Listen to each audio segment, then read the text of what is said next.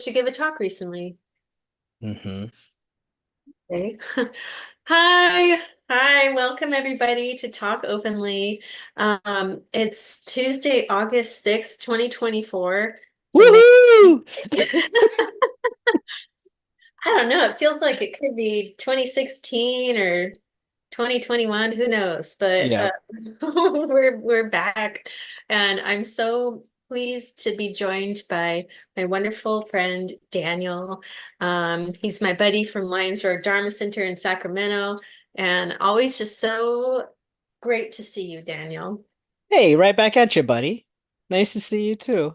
Thanks. You know what? I'm oftentimes a little bit unhappy about the circular aspect of life, the cyclical aspect of it. You know how I was just telling a friend of mine today, I was like, yeah, sometimes it's like there's a scratch on the vinyl, and you Yeah. you hit it and it's like unpleasant, and then you're like, oh no, I'm in the clear. Everything's fine. It's all good. This is fine. This is fine. And then it loops back around. You're like, there it is Uh, again. yeah. Right. And so there's oftentimes this sort of like negative aspect to it, but I'm super grateful for the cycle that includes you coming into my life every single week on a Tuesday. That's very sweet. I feel similarly. Well, hey, Dan, you know what's funny? So the reason I was a little bit late today is that I had to go get my bubbly water. And I thought Oh, that was okay. a really good reflection for this particular show tonight, which we're going to be talking about boredom. And I was just, I was reflecting on how, like, I don't just want like regular water when I'm doing the show. Like, I want something a little bit fancy. I want something a little bit special. And so I think we're going to have a lot to talk about when it comes to boredom tonight. Did you get one too? Let's see. Nice. Ooh, that's one of the non-alcoholic Lagunitas. I've never tried that. It's a sparkling hop water, and it's all the rage here Yeah, in this household. It's just a sparkly water with a little bit of hops. Uh, yeah. but yeah, it's the exact same thing. It's exactly like we want to flavor our awareness, so we is like the way we flavor our water. It's naturally clean, clear, pristine, all these things. Then we're like, can we get a little bit of bubble? And I want it to be interesting. I oh, want it to oh be God. fun. Nice way to tie it all in, Jack. Yeah. You are so right. Well, good. I'm glad, we're often in a similar boat. And so yes, some camaraderie in in acknowledging that those are things that we're working with. And that's okay. We're on the That's path. right. That's right. I'm Yeah. looking forward to our discussion about how we have this tendency to flavor our awareness. Yeah, me too. Sweet. Well, before we do that, we're gonna check in. We're also gonna do some Low John slogans Heck later. yeah. But yeah, what's going on with you? What's your world like? What's your training like? What's happening? Well, briefly, my world right now is kind of unexpectedly uh, easy, I suppose is the right word. My kids are out of town, and so is my business partner. Ah, And you would think that when the mice are away, the cat would play. I don't know how that would go, but anyway, in this case, I have been incredibly productive, and it's been super helpful. There's just less sort of like demands on my time and attention and things like that. So it's kind of nice to have these uninterrupted periods to like focus on projects and see them through to completion, which is rare for me. So yeah. that's one thing. And then part of it too is it gave me a little bit more space. So I think I mentioned my meditation pattern has been mm, relatively consistent, but not the same in terms of the routine. Like I've been really just kind of holding on with very basic, minimalistic meditation practice each day, and I'm back to sort of like nice, steady sits thanks to this week. And like I think that routine is emerging again, and I'm really, really thankful for that because Mm, it takes a while. Like like a short sit, it's helpful. Don't get me wrong. There's a good reason to do it, yeah. but it takes my mind is so cluttered with sparkly water and flavors and Yep. whatever.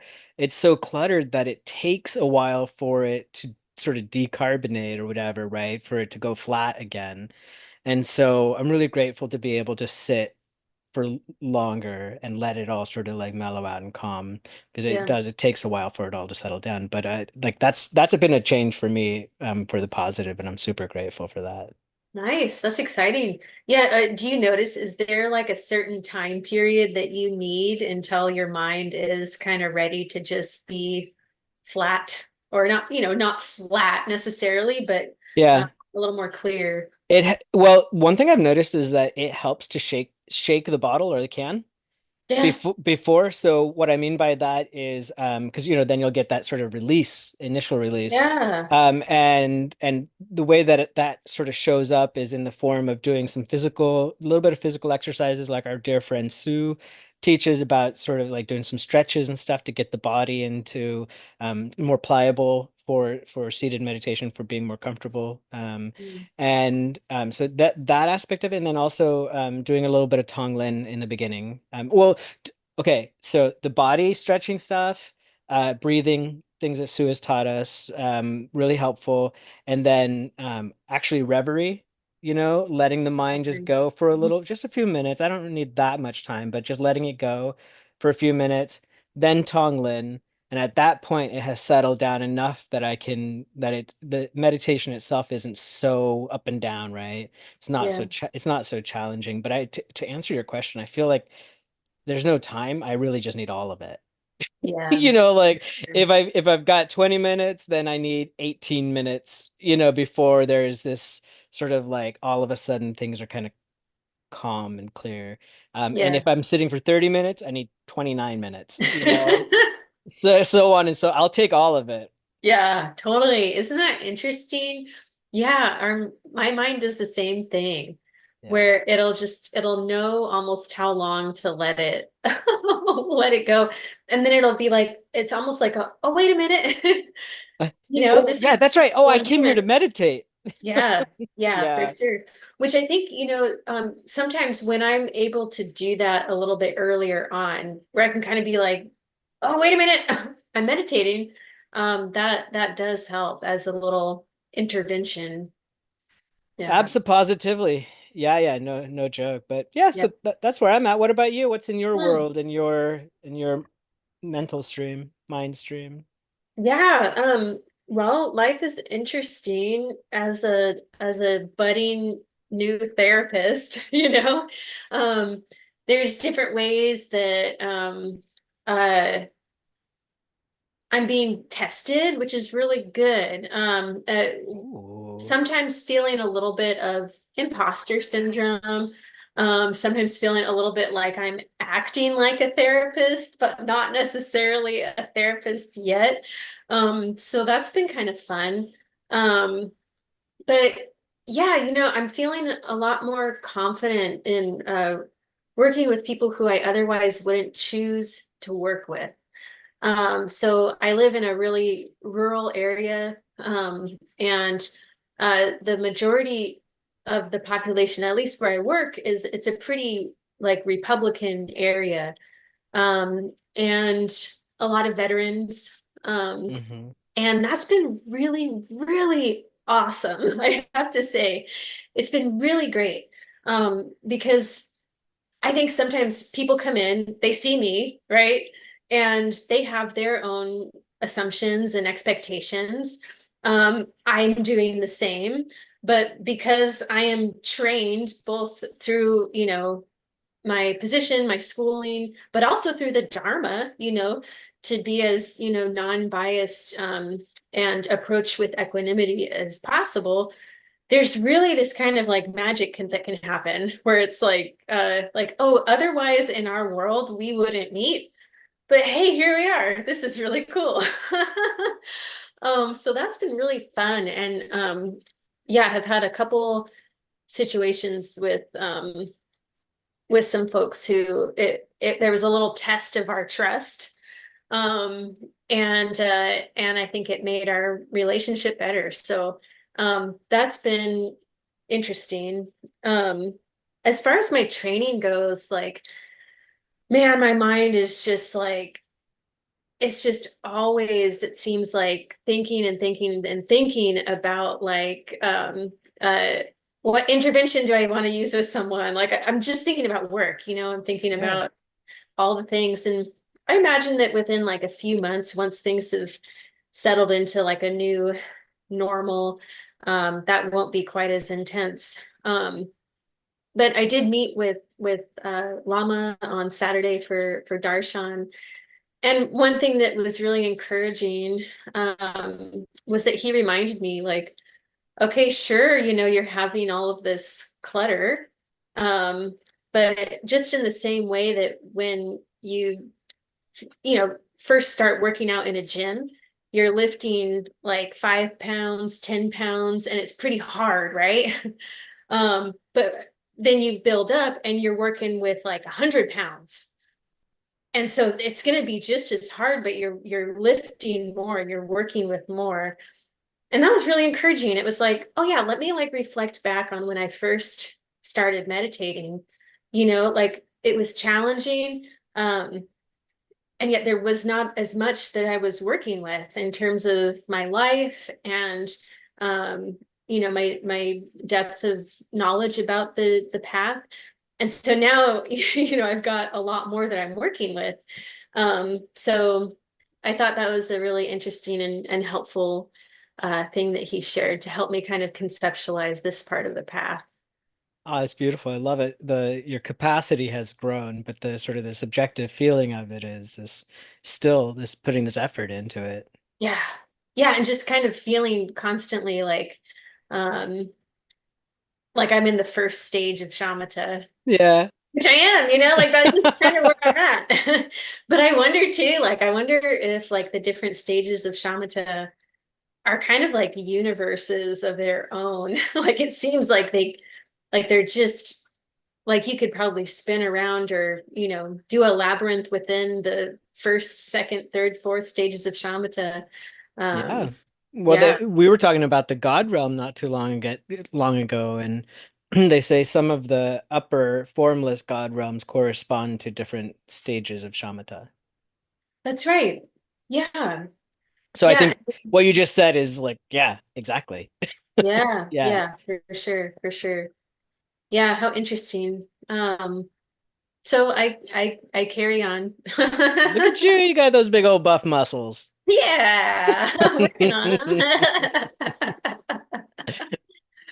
Nice. And yeah, Well, what I'm else? glad to hear it, Jack. That's it. From my own observation, from this sort of point of view over here, I can totally see how ripped you are. Oh, sweet. Thank you. Yeah. Thanks. Oh man, that makes me a little embarrassed. Aw, no, you're accomplished. It's something to be proud of. Yes, indeed. That's right. And I'm looking forward to, I don't know if you're going to be around for the retreat at the end of the month, but I'm coming down for that. So, I was just gonna ask you about that. Yes, indeed. yeah. Indeed. I will be there and I can't wait to see you there. Yeah. I'm gonna So be going back and forth with our friend Sue. nice. Yeah. Yes. Are you camping there? Not sure. Yeah, I love the camp, but I'm pretty sure I'm not going to do it this time. We'll see. It's summer, so it's different. Yeah. Yeah. Last time I camped, it was 40 degrees. So it's just like, oh my gosh. That's unpleasant. It was unpleasant. Yeah. Yeah. Yeah. Yeah. Well, camping always has some level of unpleasantness to it, something that's not quite comfortable. That's Yeah. part of the experience, I think. It is part of it. Yeah. Yeah, one thing that's part of camping experience for me that I end up enjoying quite a bit is noticing how cold I am, like when I get into the sleeping bag. And then like very slowly over like 10 minutes, I can sense like warmth coming in and I'm just kind of like shifting to find wherever the warmth is like growing bigger. And it's actually kind of nice. I always notice, so like if a lot of times when I camp, I don't use a sleeping bag in many cases. So it leads to sort of uneven heating and cooling. And Yeah. so like in those cases I notice like, oh my gosh, like there's parts of me that are so hot right now and other parts that are like freezing cold. It's uneven. Not like the bed at home. Yeah, no, not at all. Speaking of which, I'm wondering, have you recently have you done any of like the eight Mahayana precepts. Have you done that recently? No, not since the last official one. No, Yeah. the next I was thinking about doing it on the next full moon, but that's Okay. not until I think like 2 weeks from now, something like that. Gotcha. What about you? I haven't. No, No? it's been a good few months or so that I've done that. And I made a loose kind of not promise, I would say, but I was like, I'm kind of I want to do it on the full moon every month. I remember. Yeah, I was there. you can hold me accountable. But I have not been doing that. Yeah. Um, but there is something about just laying on the floor in my room Yeah. that is like it's humbling and it's also kind of nice. Yep. So, yeah, I can Yeah. still sleep. Right? I can still, I'm tired. Exactly. Is it can how are we when we don't have our comforts for just one night, right? Yeah, Just one, and they're not even it's not uncomfortable. It's just like not our usual comforts, right? right. Because nobody Yeah. said you have to like, sleep on the hard cold floor with no sheets or anything, right? Like it's not like Yeah. that. It sort of reminds me, I know Trungpa Rinpoche he mentioned on a more than one occasion, I think, the value in discomfort and how if I'm not mistaken, I'm pretty sure it was him who recommended wearing like super tight pants sometimes, right? Like Mm, we're wearing clothing that's like too tight because now you're uncomfortable. Good. yeah. Experience that. Not that you should be doing it all the time, but like it's okay. Make yourself uncomfortable at times and see what that's like. Yeah, for Yeah, sure. Yeah, that we're not going to die. it's okay. It's okay. Yeah, it's all good. Right. Well, I Um, have been thinking about fasting. So okay. the next full moon, which I don't remember exactly when it is, I'm gonna have to look it up after the show and put it on my calendar and do the eight Mahayana precepts. Yeah, cool. Well, I was gonna say, depending on what day it is, You're like, I'll do if it's a it. Friday night, absolutely not. No, Right. Looks like August 19th. that's right. It's the August 19th. That's 19th, which right. is a Monday. Oh, that's per Uh, Mondays are great for this. yeah, that's true. And then we'll be able to talk about it on the 20th. All right, here. I'm gonna do it right now. Mondays kind of are the perfect day Okay, for yeah. like householders where it's This like, I don't is know, tomorrow. um I personally don't have like a lot going on in the evenings and I can just kind of Okay. be okay with not eating. Okay, It's well, on like I'll do Donkey it. Kong. Dang it. We're doing it. Now we're committed. Now we're Can't coming. we can't get out because we said it. That's what it takes. You need a workout buddy. You That's need a true. Mahayana Exactly. precept buddy. That's right. And I saw how buff you are, so I want to work out with you. Nice. Well, you know what I might do, and I'll send you the link for it. But or well, I think you have to register actually. But Sravasti Abbey has a lay person practice on every full moon and new moon. That's Hmm. the eight Mahayana precepts, and it's 5 in the morning. And you do it from 5 to 5:30, and then folks who need to leave can leave then, but then from 5:30 to 7, they have their daily practice they do. And I believe, and I know on some days a monastic comes, and I'm not sure if it's on weekdays. It might just be the weekends. But Okay. that's pretty cool. It's nice to do it Yeah, with, send it to me. I'd love to see that. yeah, Yeah, yeah. thanks. Yeah, totally. Yeah, and for folks who don't know, Sravasti Abbey is a monastic community that's Tupten Chodron is the abbess. And it's a whole community of Tibetan monastics in Eastern Washington, and they're amazing. They do a bunch of talks online and lots out there from them. That's really awesome. Yeah. Indeed. Sweet. Well, hey, should we do some mind training? Let's do it. A I'll little bit of share my mind screen and pull training. up the RLS. What is it? Random Lojong slogan start page. Here we go. Is it on? Can you see it? Almost. It says started screen sharing. There we go. All right, very well. So here we are. I'm going to push the big orange button. Oh. Okay, 48. Train in Oop. all areas without partiality. All right. So this is a quote from a commentary on the 7-point mind training by Se Chilbu Choki Gyaltsen, translated by Thupten Jinpa. So it is stated that being angry and vengeful toward enemies and adversaries who are right there in your presence comes about on the basis of frequent interactions. Thus, from one angle, there's a real risk of losing your mind training in relation to those who simply appear repulsive, those who harbor ill will against you, even though you have caused them no harm, and those you find undesirable, even though they harbor no ill will toward you. Therefore, single these people out for special focus and train your mind by perceiving them as parts of your own heart. Wow. Furthermore, because your spiritual teachers, parents, and bodhisattvas are objects of special significance, the fruitional effects are inconceivably grave if you accumulate negative karma in relation to them. Single them out for special focus and engage in the training. All right. Yeah. Wow. We're talking about some equanimity here. And that phrase, perceiving them as parts of your own heart, that's really impacting. So seeing our enemies and people who even harbor ill will against us as part of our heart. I'm not Hmm. there yet.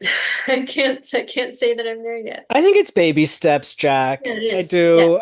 I think it's baby steps. I do sometimes get the feeling like I'm not there yet either, but I do sometimes have this sort of exhilarating feeling when I come across people described like this, right? Uh, People who I find repulsive or those who whatever have some ill will towards me or whatever. Like I get sometimes this feeling like they're like it's a little spicy. Like like I get a little bit excited or pleased with the opportunity, I would say. And I have them relatively infrequently because I don't have to like go to a place and work with people, right? I work from home, so and it's easier that way. I think that coming into contact with more people gives you a lot more opportunities, right? Like you've mentioned, practicing with people on the ferry and things, people at work and things like that, right? Um, but I'm reminded of something again with Trunkpa, something else with him. I remember reading about how his mother-in-law couldn't stand him. She That's absolutely right. could not stand him. And so he took it, he made it his mission. He was going to win her over. So he would, come over and do elaborate gestures like bowing down before her and bringing her all kinds of gifts and things like that. And then she fell in love with him. Yeah. Yeah, for sure. That's a sweet story. Yeah, but I Yeah. mean, like, I think it is baby steps along the way, right? Like if we ever recognize these kinds of beings or people, right, that we have interactions with, there's some kind of, I don't know, like some kind of negativity between you. I think that's another one of those sort of places where you can peek behind and see something really precious. I think that I meant to ask you about this, when you were talking about the living in the rural area where you do and working with the people you do if you don't actually find this to be true, right? That maybe that your guys' stories about each other and interpretations of each other give a certain appearance, but then as you dig into it a little bit deeper and you share common ground, that all of a sudden you do in fact see self in other. There's a little bit of that exchange going on. Yeah. Yeah, definitely. Yeah. I mean, surface wise, extremely different. But just the witnessing of someone else's suffering, that's like where I can feel myself very much so. And because at the core of it, we're all going to die. We're all facing immense loss all the time, immense dissatisfaction. And however that looks, whether it's, frustration that people don't understand my gender or, or it's that, maybe from them that people don't understand my severe trauma from being in war. Like these are sufferings, and they're human, and so um, that's where we connect for sure. Um, I'm curious, I know we've talked about it before, but in some ways, it's almost easier for me to imagine like being kind or having some like love from a distance of certain enemies, where it's like, I don't know, Trump, right, is just such this like example Yeah. of like, wow, what a buffoon, such a mess, like just so terrible in so many ways. And yet, because he's distant from me, I can kind of like imagine sending him Hmm. kindness. Whereas I've been noticing like the most rageful I feel a lot of times is when someone who's close to me doesn't do what I want them to do. Oh my you know? God. Yeah, yeah. So there's actually sometimes like, and it's a different kind of rage for those loved ones versus Trump, it's but in that moment when I'm feeling like really annoyed and pissed off at my loved one, it's like, man, that's like a burning coal like at my heart. And Yeah. um and so maybe this practice of equanimity like really needs to come a little bit closer to home for me in some ways. Like maybe Well, my needs are a yeah. little closer. Look at what it says in the second part of the commentary there, Mm, talking about spiritual teachers, parents, and bodhisattvas. I feel like I had an experience with the parental aspect, and this is to your point about the closeness, right? The closer it is to us, the harder it is to practice in many ways. yeah, And I had this experience just today. I was talking to my brother, and he had had one of those experiences that you just described, where one of our parents had not behaved in a way that he wanted them to behave, and had disappointed him and his kids and whatever. And there was a lot of anger and frustration. And it was interesting to me because as I reflected on it, I was like, oh, these very characteristics of our parents that he's dealing with here, like I see that in me. Like yeah, there it is. It's like right here. And not to say that I'm not saying like I'm like my parents in every way, but that these traits or characteristics or tendencies or whatever, they're here too, like in me. And so I don't want to judge them too harshly, right? In fact, judging them doesn't help whatsoever. yeah, And doing a little bit of exchange of self and other, and giving even a little bit of space, like seeing their humanity, like they're close to us, so they're too close, so we can't yeah, see. Once yeah, they're sort of far away, we have this objective view, right? But neither one of them, right? If they're really far away, our understanding of who and what they are isn't real. And if they're too close to us, then it's distorted as well, right? In both cases, it's a little bit distorted. yeah, absolutely. This is really interesting. I'm so glad that we got this one tonight. Yeah, I don't remember getting it before. We may Yeah, have, but oh, let's see what cool. the art piece is tonight. Okay. There's a very beautiful standing statue, Uh, Bodhisattva Avalokiteshvara, probably from Tibet. It's a wooden statue, three-headed. Hey, I have a question about the commentary for you. Oh, How do uh-huh. you interpret? So it's pretty easy for me um to understand that my spiritual teachers and parents are objects of special significance to me. But they are some like I recognize. I'm like, hey, this is my spiritual teacher, or these are my teachers, and these are my parents. Bodhisattvas, though, how do you interpret that yourself, right? Like in terms of um how would one accumulate negative karma in relation to them? You know what I mean? Or how would we single them Yeah, out for that's special focus? What comes just, to your mind? Because I don't quite, it's not clear to me. yeah, that's not super clear to me either. Okay. I have to think about that. Huh. Maybe I'll Um, talk to Lama about that. yeah, please do and let us know what you learn. Yeah. That'd be Yeah. great. Because I would hate to, inadvertently accumulate negative karma towards a bodhisattva, right? Yeah. Well, And and I I also would know, like to know more about how to single them out for special focus. yeah, yeah. Well, I know that the Buddhas and Bodhisattvas can appear to us in many different Well, that's forms. what I'm saying, right? Like, so I don't want to like accident. Maybe it's just like, yeah, all of them, right? Just like Yeah, everybody. assume, just assume that that person is in fact your spiritual teacher or your bodhi, or a bodhisattva, or all of these beings are our mothers, right? So I Yep. guess sort of it Yep. extends outward. I think what is the suggestion is like, hey, regardless of proximity, start Right. close and radiate outward.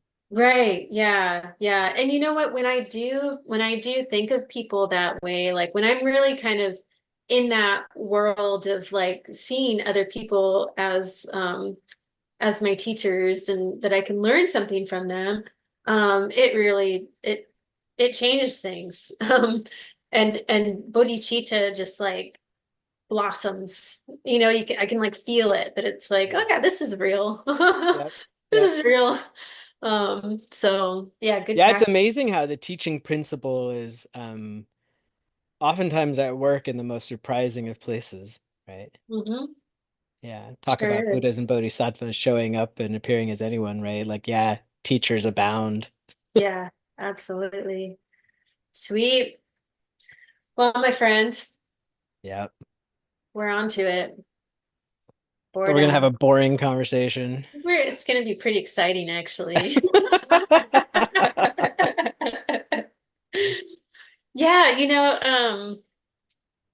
this resonated with me a lot, to be thinking about my experience and aversion for boredom. It actually made me a little emotional, to be Yeah. honest. Same. Yeah, yeah. Yeah. Yep. It was How interesting. so?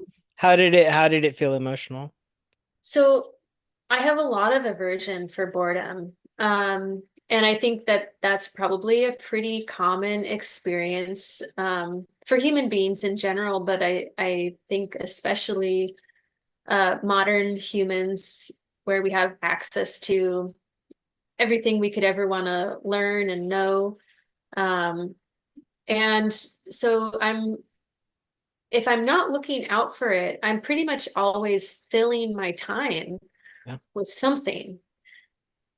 And usually it's not entertainment per se, but it is activity. And there's this underlying kind of like pride in being constantly busy. Mm-hmm. Like I kind Oh of yeah. I've identified with that actually, that's Yeah. it's part of my identity is that I'm an active person. I get shit done. I'm involved in my community, I'm doing stuff. Yeah. Um, and so this constant like busyness, uh, when I finally settle, there's actually quite a lot there that I haven't been tending to, right? Yeah. Yeah. And which only, if I'm not being conscious of it, that only spurs me to then get busy again. That's right. I'd rather Yeah. rather not be there. Yeah. Is this hitting any string chords for you? Oh, all of them. Hmm. Yeah, without a doubt, all of them. Especially that part, about how when we encounter not non-busyness, sort of peace, calm, when we're abiding in the calm, so to speak, right? Hmm. How unnerving it can be, how raw it can be, how like just uncomfortable in general it can be. It's not that it's bad or anything, but rather that there's something about that state that is a little, if you're so used to being constantly entertained by, or not entertained is not the right word, but busy, preoccupied, attached, whatever, Hmm. right? Like if that's our custom, then it's really hard, right, to just sit and be still. And I think it's interesting because this boredom's just one of the manifestations of our this sort of aggression towards peace is something that Yeah. I've heard it called, right? It shows up in different ways, but the boredom is one that like most people, especially early on, experience, but I suggest that it stays for years and it becomes more and more subtle. That in the Yeah. beginning, that just in the beginning, the it presents as like, oh, that whatever, I need to call so and so, or maybe I should be doing something else right now. I need to be productive. But then later it becomes a lot more subtle where you recognize that even just the sort of like the faintest whispers of thought, right, are sitting there still pulling you into them. It's Hmm. fascinating. It is really fascinating. Yeah. I'm gonna say that boredom or aversion to boredom is what got us into this entire mess to begin with. Yeah. Tell us more about that. What, how? Okay, all right. You asked for it. You can I shut me. did. And You I'm shut you very shut me curious. up. You shut me up if this is too far out there, okay? All right. So let's just say, like, imagine yourself as this is how I think of it. Imagine yourself as like primordial awareness, right? There's no subject object divide. There's just pure awareness, only awareness, not no phenomenon, right? Nothing, just pure, empty, primordial awareness, right? That's all that's there, and there's nothing there. There's nothing to perceive, and it could be this way for an hour. It could be this way for 10 trillion years. Doesn't really matter. It's a timeless state. Nothing's happening, right? And then, and then a little pixel of light appears. The smallest, tiniest, most faintest little dot appears in awareness, right? What would be our reaction to that? What would happen as a result of that little dot, right? If it's this awareness that we're talking about, it's gonna like get all excited and interested in it, right? And Onto it's it. Yeah. yeah, it's gonna think about it. It's gonna start doing things with that little dot. It's gonna be obsessed with it, right? And then even if that little dot disappears, the absence of that dot is going to be felt, and there's like a new sort of presence. And what I'm saying is maybe, just maybe, like that sort of state of stillness or whatever, when something catches our eye, it's because of our desire for new and exciting or interesting or whatever that pulls us into Different. it. Yeah. Yeah, all right, I'll Well, shut so up. do you think that like how are boredom and ignorance linked? Because I think ignorance is kind of, isn't that what uh is described in the traditional text of being like kind of the root of all of this is ignorance? Yeah, I would suggest that it is, right? And how that ignorance forms is that we have this. I'm borrowing from Trungpa in this one, but he says that we try to supplement the brightness of egolessness by putting a lot of other things onto it. And those Mhm. things that we put onto it obscure its brilliance. I'm just reading what he says.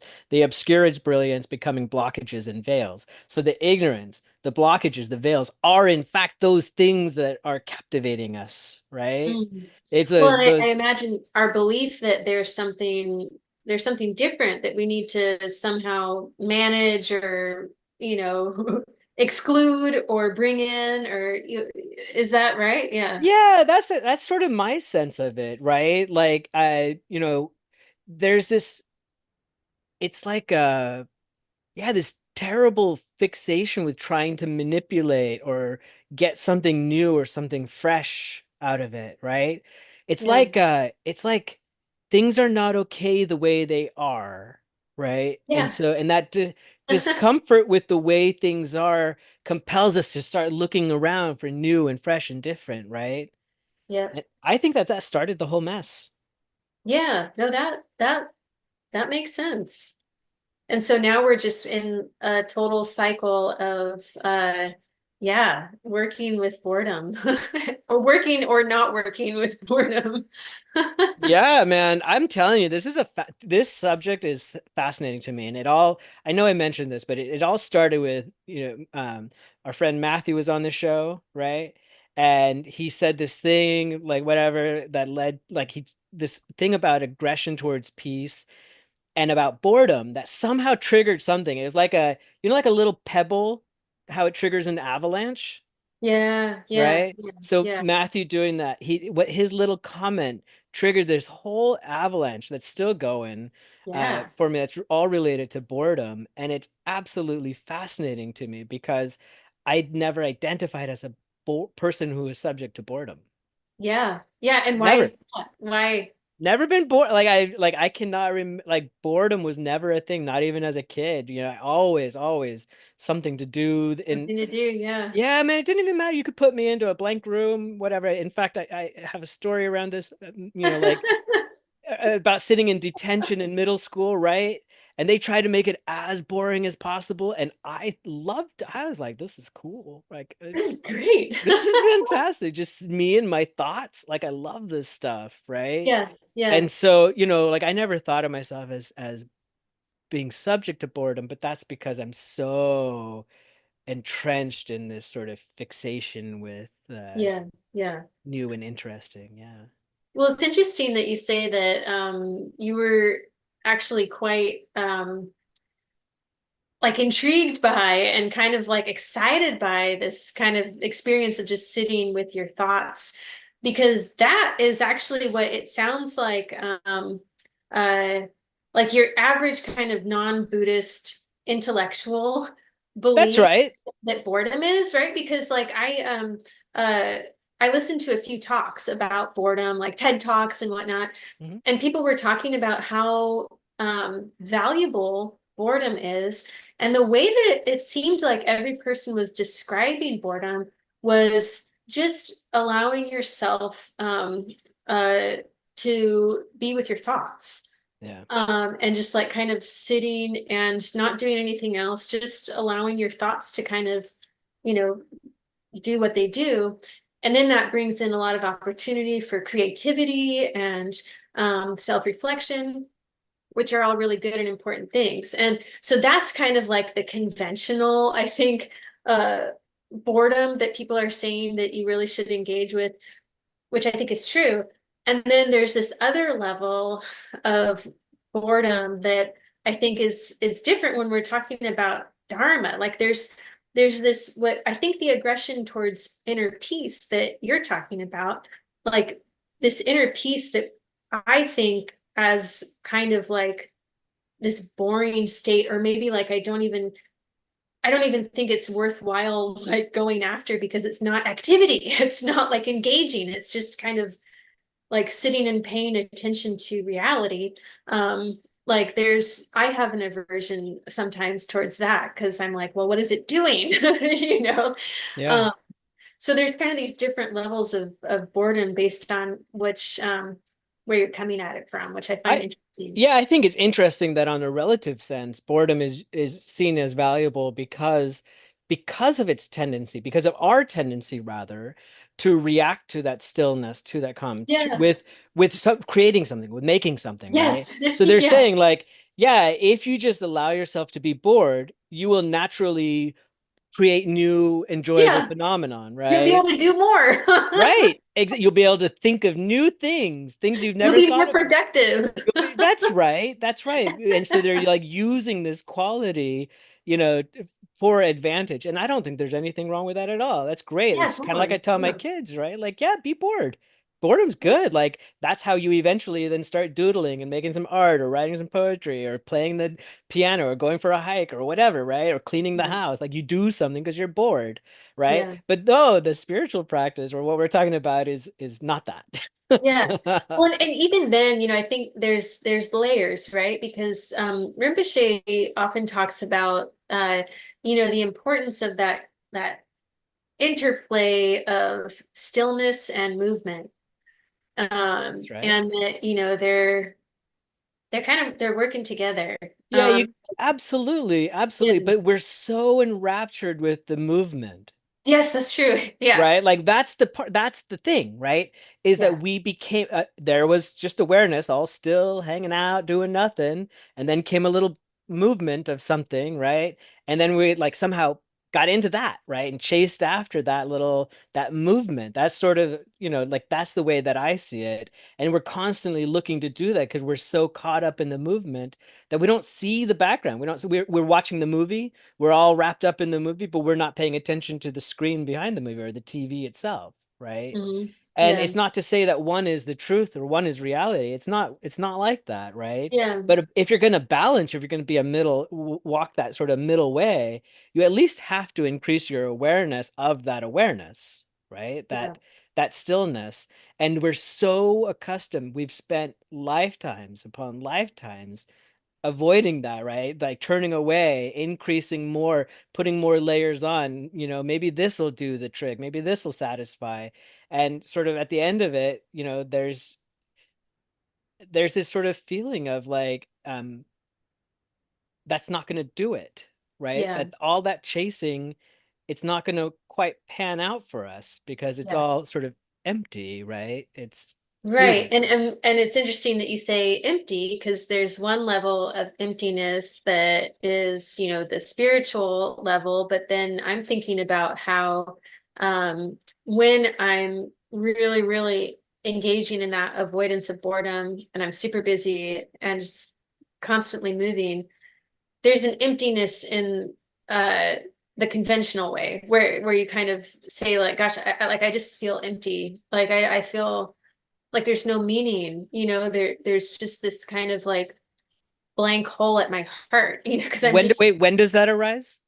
with well, I think that, well, that's what made me so sad when contemplating this reaction that I have to boredom, is that, I'll oftentimes just go and go and go, but I'm not actually engaging with life. There's this way that not allowing boredom um means that I'm kind of shallowly just doing all of these things to kind of avoid um, really being in reality. And Yeah. so there's this sadness, there's this depression that comes Yeah. along with a version of boredom.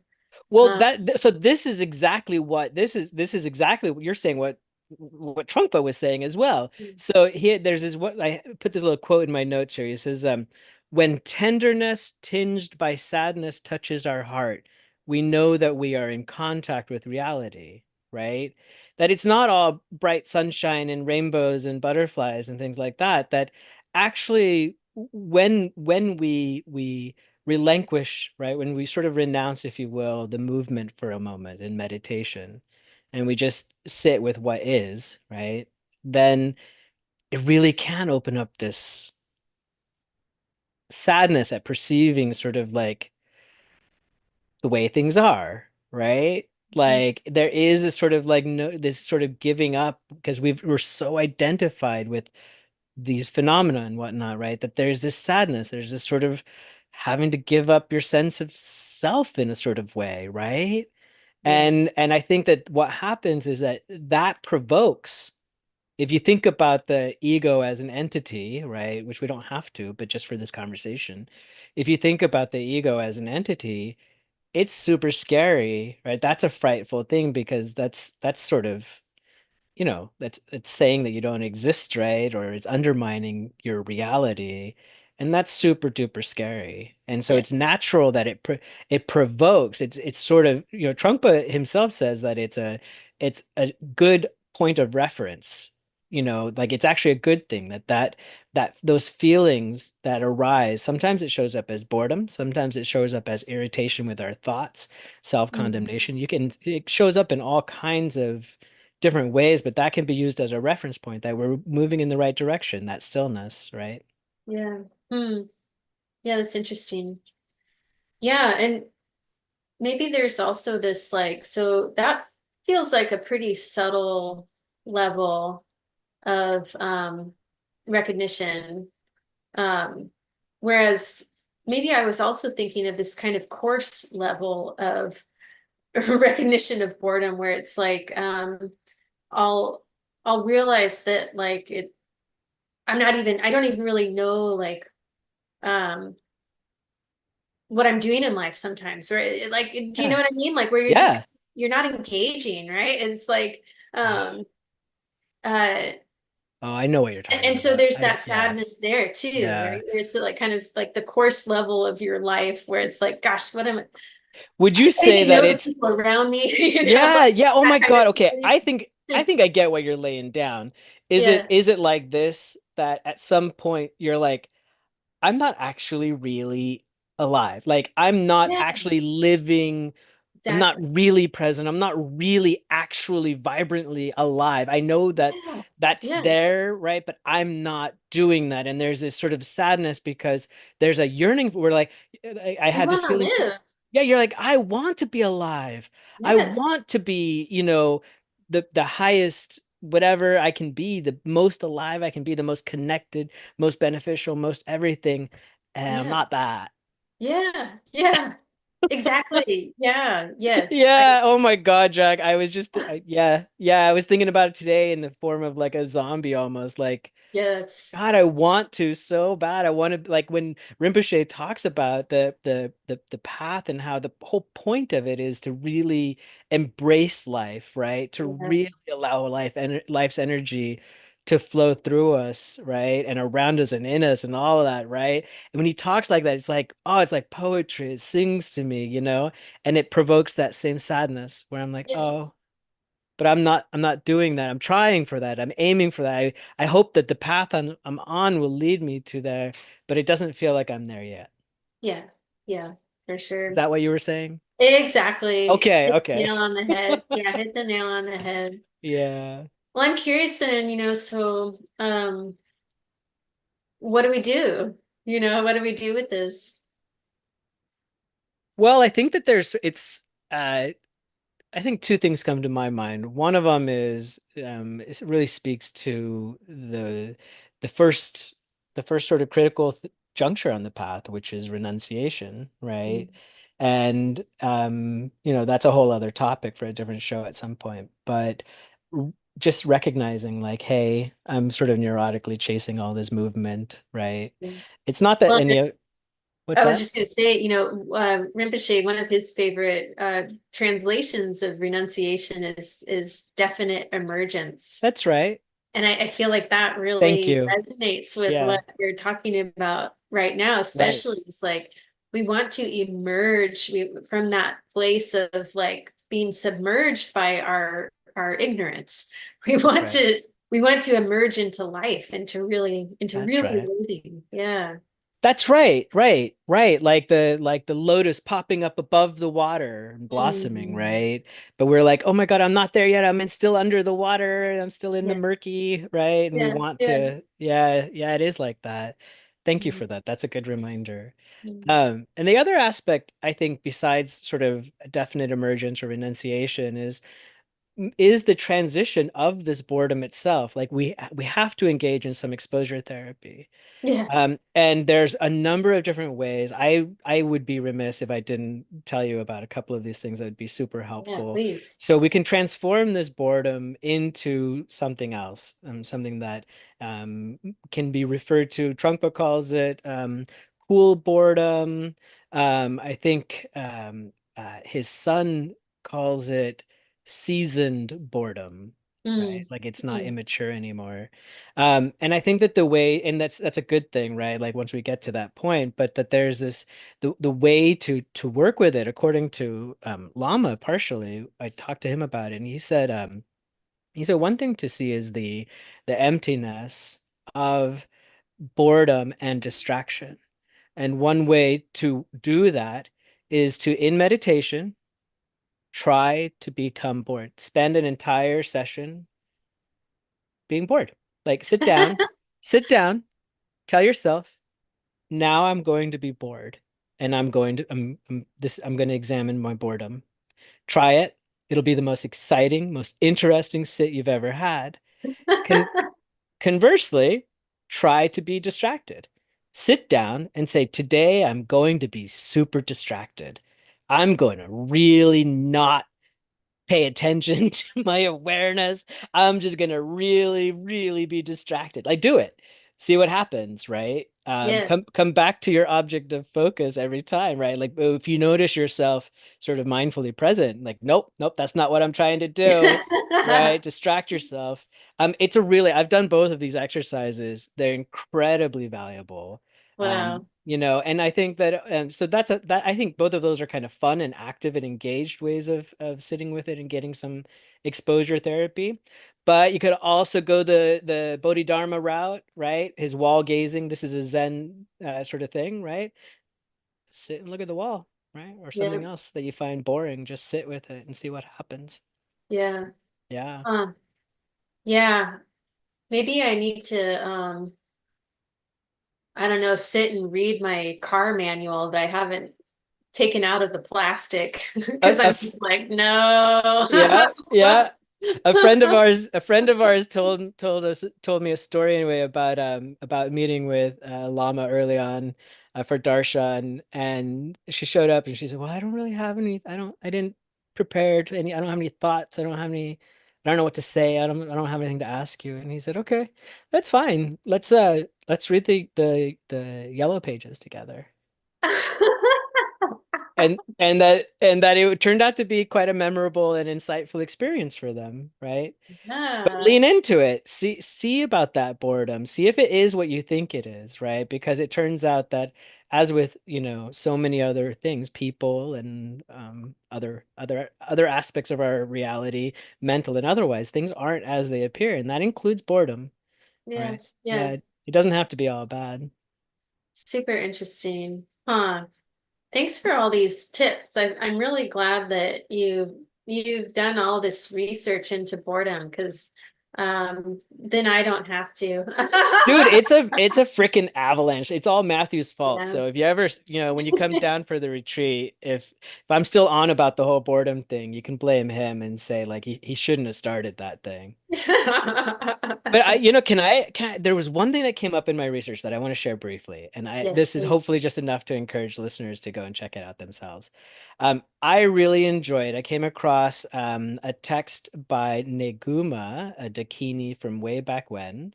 It's called "The Four Faults of Natural Awareness," which I think is an interesting title. And it goes like Hmm. the four faults are they're talking about Rigpa, natural awareness, right? Um, it's too close to be recognized. It's too simple. It's too profound. And it's too excellent. And the commentaries on that, and even if you just sit with those alone, like what does that mean? I find it to be really helpful when thinking about boredom. Hmm. Thank you for that. Yeah.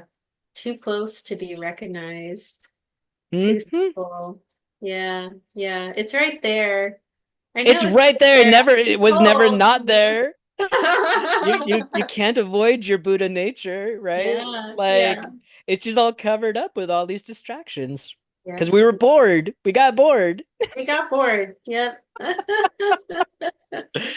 Well, Daniel, thank you so much. This has been a wonderful conversation.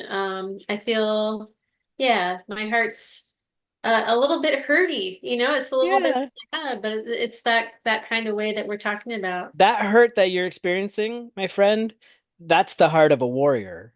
That's Yeah, fearlessness right there. If you're willing to go ahead and sit with that hurt and explore what that means and why it's there, then you're a real warrior. So you got big old buff everything. You're really working out. it comes first full circle. All right, my friends, have All a right. beautiful week.